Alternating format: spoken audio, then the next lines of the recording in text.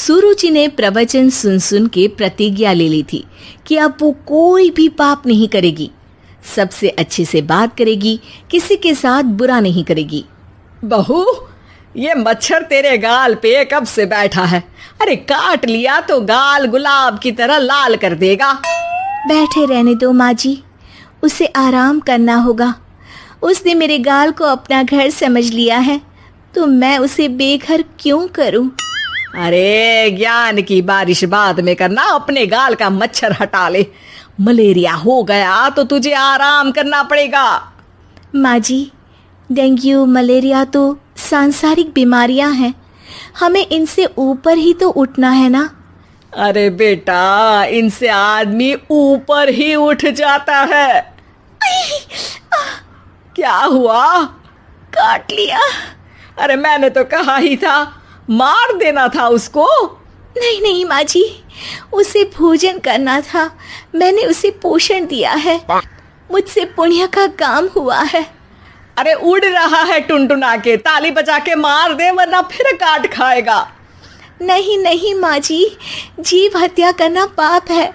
मैंने एक बार व्हाट्सएप पे एक उपदेश पढ़ा था, मच्छर आपको काटे ये उसका जुनून है, उसके बाद आप खुजाओ ये आपका सुकून है, लेकिन कभी मच्छर को मारना मत, क्योंकि उसकी रगों में आपका ही खून है। अरे तू और तेरा व्हाट्सएप का ज्ञान, भगवान बचाए। सुरुचि की ये पुण्य करने की आदत से कई बार सुरुचि का नुकसान होता, लेकिन फिर भी वो पाप से दूर रहती। सुरुचि, मेरे सर में जुएं हो गई है, निकाल दोगी? कोई आपको अपने घर से निकाले, आपको अच्छा लगेगा क्या? अरे लेकिन परेशान करती हैं जुएं, दिन भर सर खुजाता रहता हूँ। देखो, इसी बहाने तुम्हारे सर की चंपी हो जाती है। तुम्हें तो जुओं को थैंक यू कहना चाहिए। तभी बाहर से ससुर जी की आवाज आती है। बहू, बहू। अभी आई बाबूजी।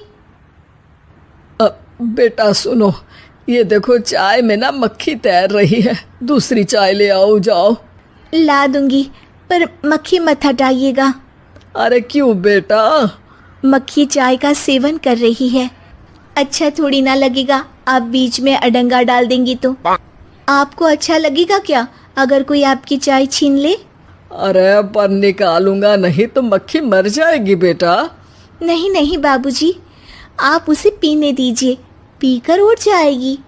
लेकिन बाबूजी मक्खी के साथ ही चाय पी जाते हैं। ये क्या किया बाबूजी?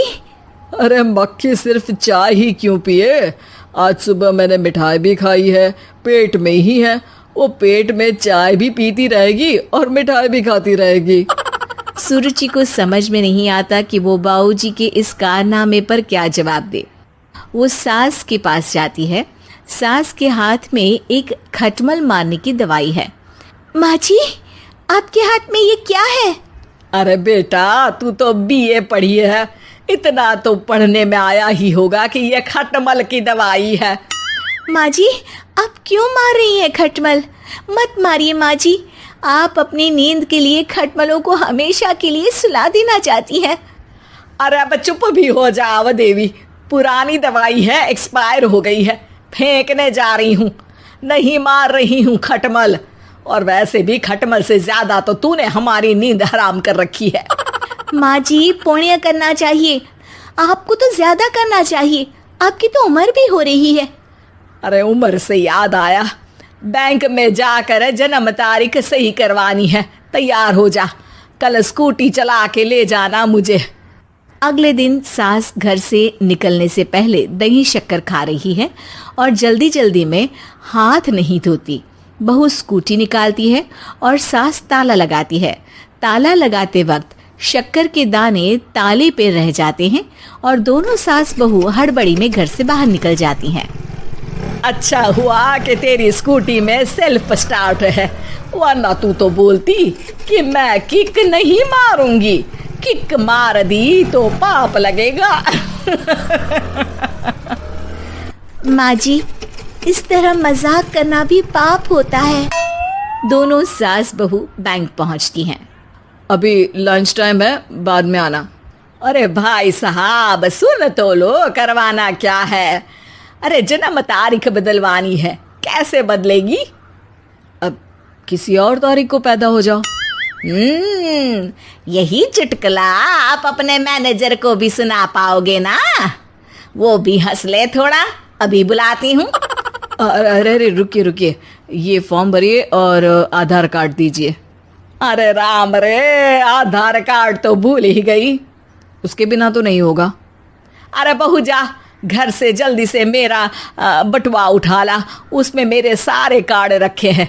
जा जा जल्दी लेकर आ, वरना बैंक बंद हो जाएगा और कल मुझे अपनी बहन के यहाँ भी तो जाना है ना। जी माँ जी, अभी गई और अभी आई। अरे रुक, चाबी तो लेकर जा घर की।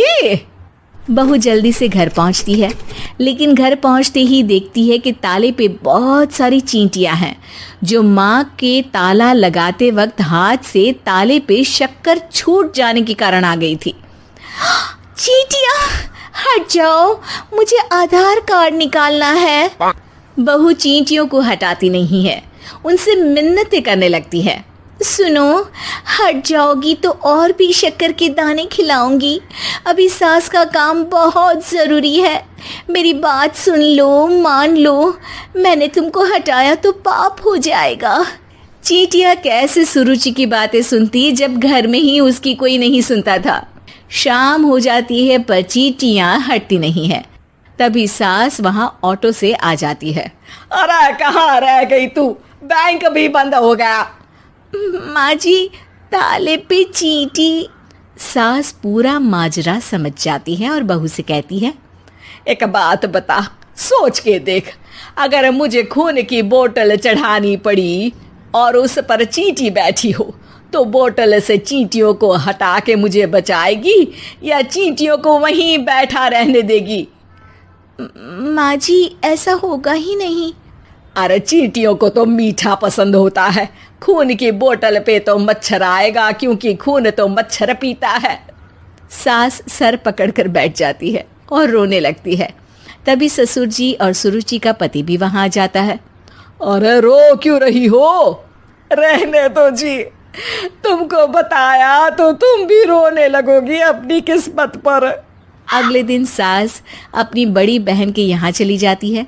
पति अपना काम कर रहा होता है और सुरुचि उसके पास जाकर कहती है, ये जुएं खत्म करने की दवाई है, मैं मालिश कर देती हूँ। अरे लेकिन तुमको पाप नहीं लगेगा? अपनों की खुशी के लिए अगर छोटे मोटे पाप करने पड़े तो वो पाप अच्छे हैं जी।